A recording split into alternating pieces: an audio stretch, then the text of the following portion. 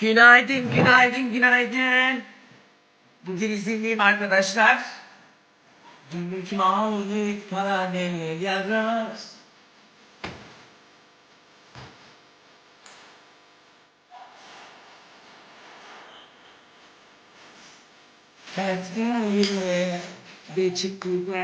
Hepinize hayırlı haftalar diliyorum inşallah. Alnımda da görmüş olduğunuz gibi gözle var. Bugün evi toparlayacağım, komple her şeyi paketleyeceğim, bir sürü işim var.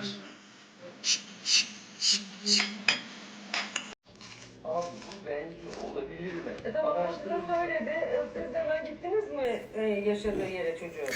Bizim ailemizin içinde yeterince dert, tasa, akrabalarla bir sürü problemimiz yokmuş gibi. Neden 7 kat elin problemlerini böyle ailemizde her şey gül çiçekmiş gibi oturup böyle seyrediyoruz? Bak, bana çok güldün. Senin nişanlın Tamam. da çok seviyormuş Müge Anlı'yı seyretmeyi. Tam Müge Anlı'yı ben de seviyorum. Kişi olarak hastasıyım, bayılıyorum duruşunu. Ama ben niye her sabah eniştesiyle düşüp kalkmış baldızın derdine düşüyorum? Ya da amcasının karısıyla kaçmış oğlanın derdini tasasını çekiyorum. He?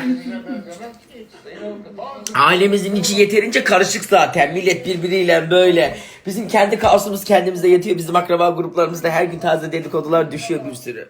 Böyle bir şeye ihtiyacımız yok yani. Sen bizimki yetiyorsa niye başkasının dedikodusunu dinliyorsun ya da dedikodu Dedikodu ayrı bir şey anne. Ay şimdi anneannem öbür tarafta dedikoduyla alakalı bir şey sorarlarsa hep benim üstüme atıyordur.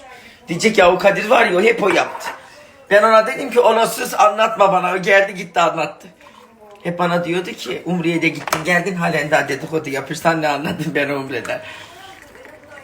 Rahmetli dedikodu hiç sevmezdi. Ben anlatınca da beni sustururdu ama bazen ilgisini çeken yer oldu mu hafif kulak veriyordu. Şimdi eğer soruyorlarsa hep benim üstüme atacak. Bacı hakkını helal et ama ben ucundan anlattıydım sana. Ama bazen de şey diyordu. Annemler şimdi teyzemler olsun ki bir olay olsun akrabalarla alakalı. Anneannemi hiç aramıyorlardı. Ben hemen onu günlük böyle aradığım için sürekli her şeyi anlatıyordum. Diyorum ki, bana dedi ki gördün heşbene de demirler bak.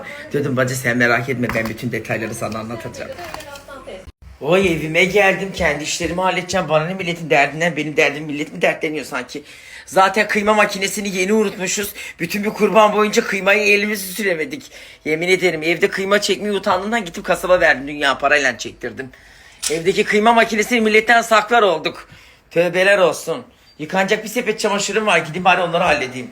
Bana ne milletin eniştesini halasını kıyma makinesinden geçirmiş. Püh pis murdarlar günahların boynunu cehennem olsun. Oğlu oğlanın köpekleri.